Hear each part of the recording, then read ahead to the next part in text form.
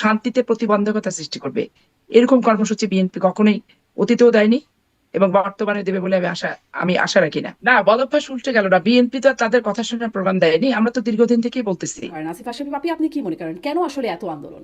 বাংলাদেশ থেকে ছাত্র সংগঠন করে আসার ইতিহাসটা, এদের সুযোগটা নাই। পাকিস্তান আমলে উপর থেকে হেলিকপ্টার থেকে গুলি করতো, কিন্তু হাসিনার আমলে হেলিকপ্টারে গুলি করছে, ভারতীয় হেলিকপ্টার না বাংলাদেশি হেলিকপ্টার, এই যে ব্যাপক, এর ভিতরে তাদের জায়গাতেও তারা অশান্তিতে ছিল। হ্যাঁ, এখন আগে আওয়ামী লীগ ওরা কর্মসূচি ক্ষমতায় দিয়েছে থাকার পর তারপর বিএনপি। না, আমরা কর্মসূচি যখনই দিতাম তখনই তারা দিত, তারপরেই ওরা দিত। এবং বর্তমান সরকার যেভাবে যা করছে, এখানে মুক্তিযুদ্ধের মূল্যবোধ, মুক্তিযুদ্ধের যে চেতনা, এটাকে কুঠারাঘাত হানার মতো কিছু মৌলবাদী ধর্ম ব্যবসায়ী ব্যক্তি সংগঠনকেও দেখা যাচ্ছে অধিক আধিপত্য বিস্তারের ক্ষেত্রে সাহায্য সহযোগিতা এবং তাদেরকে সুযোগ সৃষ্টি করছে। ফেব্রুয়ারি মাসে কর্মসূচি পার্টি স্ট্যান্ডিং কমিটির বৈঠকে যে সিদ্ধান্তটা নিয়েছে, এটা আমাদের মাঠ লেভেলের কর্মীদের সাথে এখনো সেটা ব্যাপকভাবে আলোচনাটা শুরু করেননি।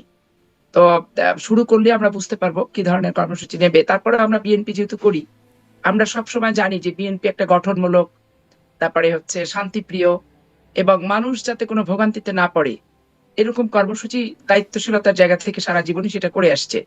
এটা নিয়ে আওয়ামী লীগ সরকার অনেক তুচ্ছতাচ্ছিল্য করছে আমাদেরকে। তো তুচ্ছতাচ্ছিল্য করে তো লাভ নাই, কারণ এক আওয়ামী লীগ স্বৈরাচার কায়দায় অবৈধভাবে 15 বছর জগদ্দল পাথরের মতো ক্ষমতা চেপে বসে আছে, সেইটা জনগণের আরেকটা অশান্তি। আর ওকে উৎখাত করতে যে আমি এমন কর্মসূচি দিব যে জনগণের বিপক্ষে চলে যাবে, কি জনগণের শান্তির ক্ষেত্রে বিঘ্ন সৃষ্টি করবে, শান্তিতে প্রতিবন্ধকতা সৃষ্টি করবে, এরকম কর্মসূচি বিএনপি কখনোই অতীতেও দেয়নি এবং বর্তমানে দেবে বলে আমি আশা রাখি না। অবশ্যই জনগণের সাথে বিএনপি হরতাল সামঞ্জস্যপূর্ণভাবে। অবরোধের মতো কর্মসূচি দিয়েছে, তো হরতাল অবরোধ কর্মসূচিতে তো জনগণের কিছু না কিছু সমস্যা সেটা তো তৈরি হয়। সেটা তো হরতাল, সেটা নির্বাচনের সময়, নির্বাচন অবৈধ তফসিল ঘোষণা করার সময়, সেটা তো সামান্য কিছু। কিন্তু সারা বছর তো আমরা গণসংযোগ, মিছিল, মিটিং, লিফলেট বিলি, বিভাগীয় সমাবেশ, জেলাওয়ারি সমাবেশ, এগুলা জনগণ সম্পৃক্ত প্রোগ্রামই কিন্তু আমরা 15 বছর অধিক দিয়েছি। আর তারপরে তো হরতাল কর্মসূচি খুব সীমিত আকারে অল্প দিন, অল্প সময়ের ব্যবধানে এগুলি দেওয়া। তো সেই হিসেবে আমি আশা রাখি যে বাংলাদেশ একটা পরিবর্তন আসলো, কিন্তু পরিবর্তনের প্রেক্ষাপটে যারা ক্ষমতায় আসলেন তারা আসলে বাংলাদেশের সুষ্ঠু এবং গ্রহণযোগ্য অংশগ্রহণমূলক নির্বাচন নিয়ে ওনাদের আমরা কোনো তোড়জোড় কিংবা কোনো প্রকার আলাপ আলোচনা সকল রাজনৈতিক সংগঠনের সাথে এগুলো আমরা কেউ অবলোকন করছি না, আসিফ আশরাফ আপনি, আমি দেখছি এই না। প্রশ্নটাতে আপনার কাছে স্বাভাবিক। আসি যে সুষ্ঠু গ্রহণযোগ্য নির্বাচন নিয়ে আলোচনা জায়গাটা আপনি যেটা তুললেন, আমি এই প্রশ্নটি আসি, কিন্তু তার আগে আরেকটা আলোচনা বিএনপির এই কর্মসূচি আসার বা ঘোষণা বা জানবার পর থেকেই যেটা শুরু হয়েছে যে একদিন আগেই বা ঠিক আগে আগেই আওয়ামী লীগের পক্ষ থেকেও বলা হলো যে ফেব্রুয়ারি মাস থেকে তারা মানে অনেক কর্মসূচি বা আন্দোলন থাকবে, একটা একটা পর্যায়ে গিয়ে সর্বাত্মক হরতালের দিকেও তারা যাবে। তারপর পরে আমরা বিএনপিকেও কর্মসূচির বিষয়ে বলতে শুনলাম যে সেটাও সেই ফেব্রুয়ারি থেকেই। বিষয়টা কি নিছকই কাকতালীয় নাকি আসলে কোনো যোগসূত্র আছে? অনেক মহলই, আপনিও জানেন যে যোগসূত্র খুঁজবার চেষ্টা এর কিন্তু আগেও আছে। আপনারা দেখেছেন যে আমরা যখনই প্রোগ্রাম দিচ্ছি, রাজনৈতিক কর্মসূচি আমরা ইতিপূর্বে যখনই দিয়েছি, আওয়ামী লীগ অবৈধভাবে ক্ষমতা দখল করে থাকাকালীন সময়, তখন আমাদের পায়ে পা বাঁধায় আপনারা দেখছেন 15 বছরই কিন্তু তারা সব জায়গাতে একই দিনে প্রোগ্রাম দিছে, বিশেষ করে ঢাকাতে একই দিনে তারা প্রোগ্রাম দিছে। এটা তাদের একটা সহজাত প্রবৃত্তি। কিন্তু এখন তো এতে ওরা উল্টো কি হয়ে গেল। শান্তি পায় আসিফ আমরা জানি আশরাফ না। আপনি, এখন ওরা আগে আওয়ামী ক্ষমতায় লীগ থাকার পর কর্মসূচি ওদের দিয়েছে, বিরুদ্ধে, হ্যাঁ, এখন আগে আওয়ামী ওরা লীগ কর্মসূচি ক্ষমতায় দিয়েছে থাকার পর তারপর ওদের, বিএনপি। না, আমরা কর্মসূচি যখনই দিতাম তখনই তারা দিত, তারপরেই ওরা দিত। ওদের কোনো কর্মসূচি থাকতো না, ওদের অন্য কোনো কর্মসূচি, দিবস যেহেতু অনেক পালন করতো ওরা, ওদের শেখ মুজিব দিবস, ফজিলাতুন্নেসা মুজিব দিবস, কামাল দিবস, জামাল দিবস, রাসেল দিবস, প্রত্যাবর্তন দিবস, ওদের তো শেখ হাসিনার স্বদেশ থেকে বাংলাদেশে আসা দিবস, ওনাদের তো দিবসের কোনো শেষ নাই।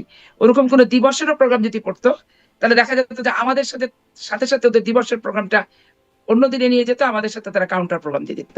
এটা তাদের একটা সহজাত প্রবৃত্তি এবং এটা একটা অসভ্যপনা এবং এটা একটা বেয়াদবি বলে আমি মনে করি এবং শিষ্টাচার বহির্ভূত একটা ব্যাপার।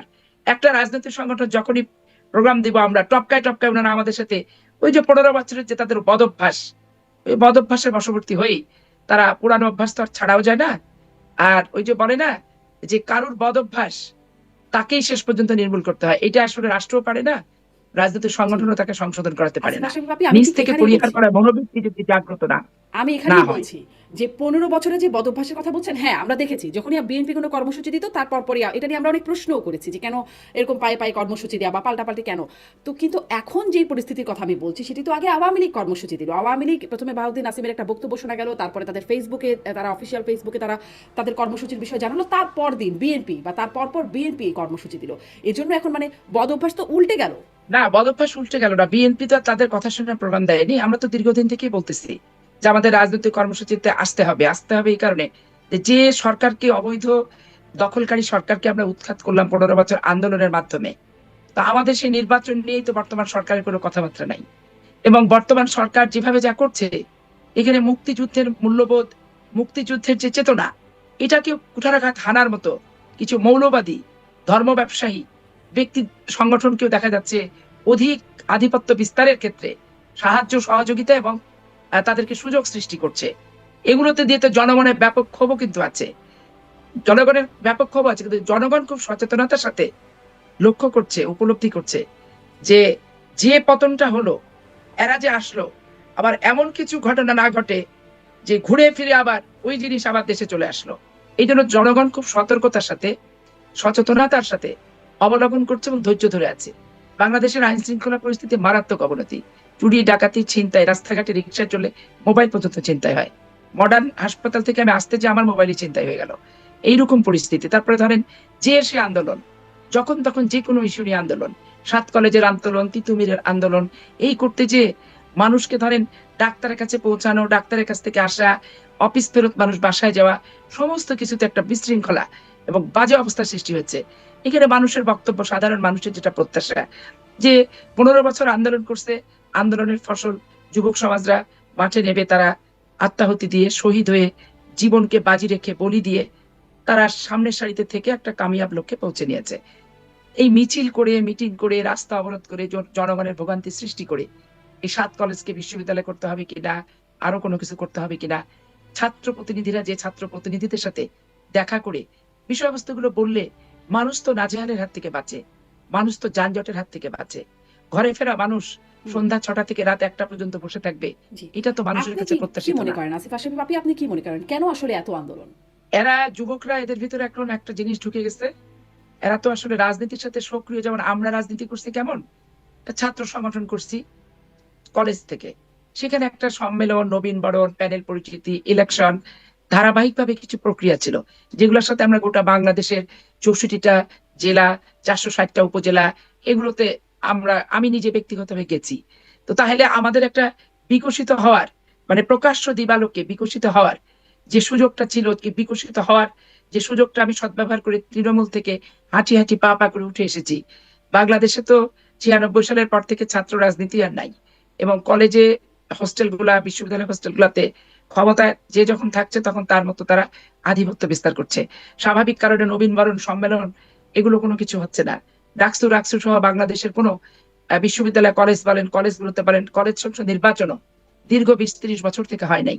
স্বাভাবিক কারণে ছাত্র রাজনীতির যে গড়ে ওঠার ইতিহাস, ছাত্র রাজনীতির যে পরিচিতির ইতিহাস, ছাত্র রাজনীতি অমুক দলের অমুক নেতা খুব ভালো বক্তৃতা দেয়, ভালো সংগঠক, কি খুব স্বভাব চরিত্র ভালো, কি সৎ, কি দেশপ্রেমিক, এই গন্তির ভিতরে বর্তমানে যারা আছেন, এই গন্তির ভিতরে পড়েনি কেন তারা সেভাবে আত্মপ্রকাশ, বহিঃপ্রকাশের সুযোগ সেটা তারা পায়নি। না পাওয়ার কারণে সবই কিন্তু অপরিচিত মুখের ভিতরই। কিছু কিছু পরিচিত 2-4 বার ডাকসুর নির্বাচনে হয়তো দেখা গেছে, কিংবা এই যে নূর পার্টি করছে সেখানে 2-4টা চেহারা দেখা টাকা গেছে, এইটুকুই। কিন্তু ওইভাবে তো ব্যাপকভাবে বাংলাদেশ থেকে ছাত্র সংগঠন করে আসার ইতিহাসটা, এদের সুযোগটা নাই। এই সুযোগ না থাকার কারণে ইতিহাসটা তারা সৃষ্টি করতে পারেনি। স্বাভাবিক কারণে যখন দেখেছে যে একটা আন্দোলন 15 বছর ধরে আমরা করেছি, আর ঘরের ফসলটা ওরা তুলে নিয়ে গেছে। ঘরের ফসল তুলে নেওয়ার কারণটা কি? কারণটা হচ্ছে বাহিনীরা, লাস্ট যে বাহিনী, তারা তাদেরকে সমর্থন দিয়েছে, আর আমাদেরকে সমর্থন না দিয়ে তারা তখন আওয়ামী লীগকে সমর্থন দিচ্ছে। দেখেন 8ই জানুয়ারি নির্বাচনের সেনাবাহিনীর প্রধান, তারাও তখন সেই পক্ষে। ভোটারবিহীন নির্বাচন 5ই জানুয়ারি 2014, সেই পক্ষের গুণগান, পিঠা উৎসব থেকে শুরু করে হাঁসের মাংস, চালের আটা, রুটি, দুধ পুরি, কত উৎসবই না এই সমস্ত ভোটারবিহীন নির্বাচন সফল হওয়াতে তারা জেনারেল সহ আনন্দ উৎসব করছে। 18 সালে দেখো নিশি রাইতের ভোট, এই নিশি রাইতের ভোটও তারা উদযাপন করেছে। আবার 24-এ দেখেন একটা অবৈধ ভোটকে রিনিউয়াল করার জন্য একটা দিন তারিখ রাষ্ট্রীয় খরচে তারা করলো, সেখানেও দেখেন সমর্থন কিন্তু ঠিকই দিয়েছে।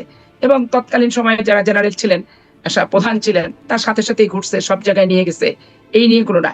এখন এই যে ঘটনাটা ঘটলো, এইখানে ওনারা নিরপেক্ষ হলেন যে রক্তক্ষরণ আর হতে দেওয়া যাবে না, লাশ আর ফেলতে দেওয়া যাবে না, এবং তাদের ঘর থেকে, অ্যাসোসিয়েটদের থেকে, কলিগ থেকে, সাবঅর্ডিনেট থেকে, সব জায়গায় এই রক্তক্ষরণ, এই আত্মাহুতি, এই আত্মত্যাগ, এই যে নিহত হচ্ছে, পাকিস্তান আমলে উপর থেকে হেলিকপ্টার থেকে গুলি করতো, কিন্তু হাসিনার আমলে হেলিকপ্টারে গুলি করছে, ভারতীয় হেলিকপ্টার না বাংলাদেশি হেলিকপ্টার, এই যে ব্যাপক, এর ভিতরে তাদের জায়গাতেও তারা অশান্তিতে ছিল।